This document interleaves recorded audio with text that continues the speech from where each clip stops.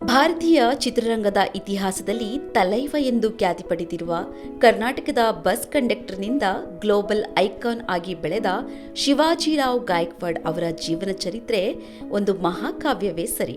ಇಂದು ಅವರ 75ನೇ ಹುಟ್ಟುಹಬ್ಬ ಮತ್ತು 50 ವರ್ಷಗಳ ಅಮರ ಸಿನಿಪಯಣದ ಸಂಭ್ರಮದ ಈ ಹೊತ್ತಿನಲ್ಲಿ ಸಾಮಾನ್ಯ ಮನುಷ್ಯ ಅಸಾಮಾನ್ಯ ರಜನಿಕಾಂತ್ ಆಗಿ ರೂಪಾಂತರಗೊಂಡ ಈ ಜರ್ನಿ ಕೇವಲ ಒಬ್ಬ ನಟನ ಯಶಸ್ಸಲ್ಲ, ಇದು ಕೋಟ್ಯಾಂತರ ಭಾರತೀಯರ ಭರವಸೆಯ ಕತೆ. ಬೆಂಗಳೂರು ರಜನಿಕಾಂತ್ ಅವರಿಗೆ ಜನ್ಮ ನೀಡಿದ ನಾಡು, ಅವರ ಕನಸುಗಳಿಗೆ ನೀರೆರೆದ ನಗರ. ಮರಾಠಿ ಕುಟುಂಬದಲ್ಲಿ ಹುಟ್ಟಿದ ಶಿವಾಜಿರಾವ್ ಗಾಯಕ್ವಾಡ್ ಅವರಿಗೆ ಬಡತನವೆಂಬುದು ಪ್ರತಿದಿನದ ಸತ್ಯವಾಗಿತ್ತು. ಕೂಲಿ ಕೆಲಸದಿಂದ ಆರಂಭಿಸಿ ಕೊನೆಗೆ ನಮ್ಮ ಮೆಚ್ಚಿನ ಬಿಎಂಟಿಸಿ ಬಸ್ ಕಂಡಕ್ಟರ್ ಆದ್ರು. ನಂಬಲು ಕಷ್ಟವಾದ್ರೂ ಅಲ್ಲಿ ಅವರು ಪಡೆಯುತ್ತಿದ್ದ ಸಂಬಳ ಕೇವಲ 750 ರೂಪಾಯಿ. ಅವರ ಟಿಕೆಟ್ ಕೊಡುವ ಶೈಲಿ, ಅವರು ಮಾತನಾಡುವ ರೀತಿ ಮತ್ತು ನಗುವಿನ ಸ್ವಾಗತ ಇವೆಲ್ಲವೂ ಕಂಡಕ್ಟರ್ಗಿಂತ ಹೆಚ್ಚಾಗಿ ಸಿನಿಮಾ ತೆರೆಯ ಮೇಲೆ ಮಿಂಚಲು ಕಾಯುತ್ತಿದ್ದ ಮಹಾಪ್ರತಿಭೆಯ ಪೂರ್ವ ತಯಾರಿಗಳಾಗಿದ್ವು. ಪ್ರಯಾಣಿಕರು ಅವರ ಸ್ಟೈಲ್, ಅವರ ಮ್ಯಾನರಿಸಂ ನೋಡಿ ಬೆರಗಾಗುತ್ತಿದ್ರು. ಇವನು ಸೀನ್ಗೆ ಹುಟ್ಟಿದವನು ಎಂದು ಅವರ ಗೆಳೆಯ ಸಾರ್ವಜನಿಕವಾಗಿ ಘೋಷಿಸಿದ ಮಾತು ಅವರ ಜೀವನದ ತಿರುವು. ಆ ಮಾತು ಅವರಿಗೆ ಧೈರ್ಯ ತುಂಬಿತು. ಕೆಲಸ ಬಿಟ್ಟು ಮದ್ರಾಸ್ ಫಿಲ್ಮ್ ಇನ್ಸ್ಟಿಟ್ಯೂಷನ್ಗೆ ಹೋಗಿ ನಟನೆಯ ಕಡೆ ಮುಖ ಮಾಡಿದ್ರು. ಕೆ ಬಾಲಚಂದರ್ ಅವರ ಅಪೂರ್ವ ರಾಗಂಗಳ್ ಚಿತ್ರದಲ್ಲಿ ಒಂದು ಸಣ್ಣ ಪಾತ್ರ ಸಿಕ್ಕಿತ್ತು. ಅದು ಕೇವಲ ಆರಂಭವಾಗಿತ್ತು. ಕಂಡಕ್ಟರ್ನಲ್ಲಿದ್ದ ಆ ಮ್ಯಾಜಿಕ್ ಈಗ ಸಿನಿಮಾ ಕ್ಯಾಮ್ರಾದ ಕಣ್ಣಿಗೆ ಸೆರೆಯಾಗಲು ಸಿದ್ಧವಾಗಿತ್ತು. 1980ರ ದಶಕದ ವೇಳೆಗೆ ರಜನಿಕಾಂತ್ ಸಿನಿಮಾ ಪರದೆಯ ಮೇಲೆ ಒಂದು ವಿದ್ಯಮಾನವಾಗಿ ರೂಪುಗೊಂಡರು.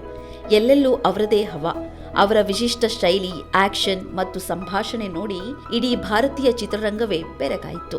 1976ರಲ್ಲಿ ಪುಟ್ಟಣ್ಣ ಕಣಗಾಲ್ ಅವರ ಕಥಾಸಂಗಮ ಚಿತ್ರವು ಹೊಸ ರೀತಿಯಲ್ಲಿ ಜಗತ್ತಿಗೆ ಅವರನ್ನು ಪರಿಚಯಿಸಿತು. ಬಾಳು ಜೇನು, ಸಹೋದರರ ಸವಾಲ್ ಮತ್ತು ಕುಂಕುಮ ರಕ್ಷೆಯಂತಹ ಚಿತ್ರಗಳು ಅವರ ಆರಂಭಿಕ ವೃತ್ತಿ ಜೀವನವನ್ನು ರೂಪಿಸಿದ್ವು.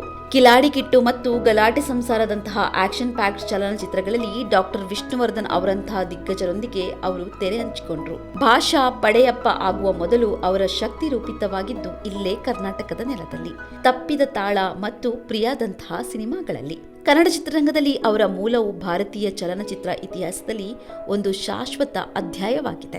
ಸಿಗರೆಟ್ ಅನ್ನು ಗಾಳಿಯಲ್ಲಿ ತಿರುಗಿಸಿ ಬಾಯಲ್ಲಿ ಹಿಡಿಯುವುದು, ಸನ್ಗ್ಲಾಸ್ ಅನ್ನು ವಿಭಿನ್ನ ಕೋನಗಳಲ್ಲಿ ಧರಿಸುವುದು, ಗಂಭೀರವಾದ ನಗುವಿನೊಂದಿಗೆ ವಿಶಿಷ್ಟ ರೀತಿಯ ಡೈಲಾಗ್ಸ್ ಹೇಳೋದು, ಇವೆಲ್ಲವೂ ಕೇವಲ ಸ್ಟೈಲ್ ಆಗಿ ಉಳಿದಿರಲಿಲ್ಲ. ಬದಲಿಗೆ ತಲೈವ ಶೈಲಿ ಎಂಬ ಹೊಸ ಟ್ರೆಂಡ್ ಸೃಷ್ಟಿಯಾಯಿತು. 75ನೇ ವಯಸ್ಸಿನಲ್ಲೂ ರಜನಿಕಾಂತ್ ಅವರ ಉತ್ಸಾಹ ಮತ್ತು ಆಕರ್ಷಕ ಶಕ್ತಿ ಕಡಿಮೆಯಾಗಿಲ್ಲ. 2025ರ ಕೂಲಿ ಚಿತ್ರದ ಯಶಸ್ಸು ಇದಕ್ಕೆ ಸಾಕ್ಷಿ. ರಜನಿಕಾಂತ್ ಅವರ ಪ್ರಭಾವ ಕೇವಲ ಗಲ್ಲಾಪಟ್ಟಿಗೆಗೆ ಸೀಮಿತವಾಗಿರಲಿಲ್ಲ. ಅವರಲ್ಲಿರುವ ನಮ್ರತೆ ಮತ್ತು ಮಾನವೀಯತೆ ಗುಣ ಅವರನ್ನು ಮತ್ತಷ್ಟು ಎತ್ತರಕ್ಕೆ ಕರೆದೊಯ್ದಿದೆ. ಅತ್ಯುನ್ನತ ಯಶಸ್ಸಿನ ಶಿಖರದಲ್ಲಿದ್ದರೂ ಅವರು ಯಾವಾಗಲೂ ಒಬ್ಬ ಸಾಮಾನ್ಯ ಮನುಷ್ಯರಂತೆ ಕಂಡುಬರುತ್ತಾರೆ.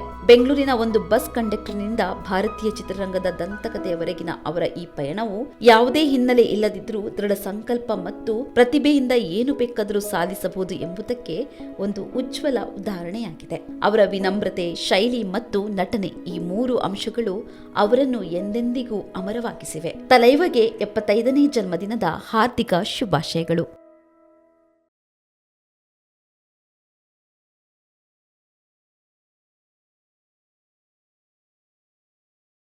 ಹೆಚ್ಚಿನ ಸುದ್ದಿ ಅಪ್ಡೇಟ್ಗೆ ಈಗಲೇ the federal Karnataka YouTube page ಅನ್ನು ಸಬ್ಸ್ಕ್ರೈಬ್ ಮಾಡಿ.